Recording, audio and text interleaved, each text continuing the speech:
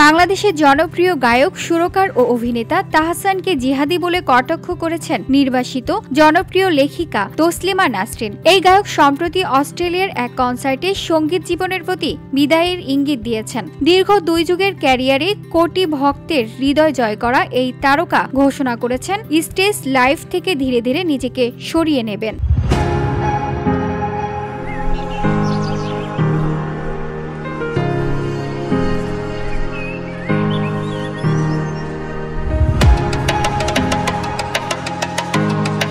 কথাগুলো প্রকাশ পাওয়ার পরে সামাজিক মাধ্যমে আলোড়ন সৃষ্টি হয়েছে। বিশেষ করে নির্বাসিতা লেখিকা তসলিমা নাসরিন তার প্রতিক্রিয়া জানিয়েছেন। তিনি বেশ কিছু প্রশ্ন তুলে তাহসানকে জিহাদি কিনা জানতে চেয়েছেন।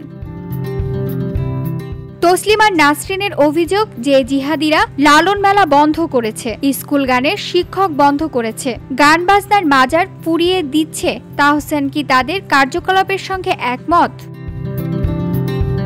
তসলিমা লিখেছেন, দাড়ি রেখে বুঝি স্টেজ গান গাওয়া নিষেধ? মেয়ে বড় হলে গান গাওয়া বন্ধ করা উচিত। লাফালাফি করতে ইচ্ছে না হলে লাফালাফি না করেও গান গাওয়া যায়। তাহসানের দাড়ি কি ইসলামী দাড়ি? তাহলে হয়তো তিনি ইসলাম ব্যবসায়ীদের ফতোয়া মেনে গান ছেড়ে দিচ্ছেন। তাহসানের সঙ্গীত জীবন শুরু হয় 2004 সালে প্রকাশিত কিছু কথা অ্যালবামের মাধ্যমে। এর আগে 1998 সালে ব্র্যান্ড ব্ল্যাকের সঙ্গে যুক্ত ছিলেন। পরে 2012 সালে তিনি নতুন ব্র্যান্ড তাহসান অ্যান্ড দ্য সুফিস গঠন করেন।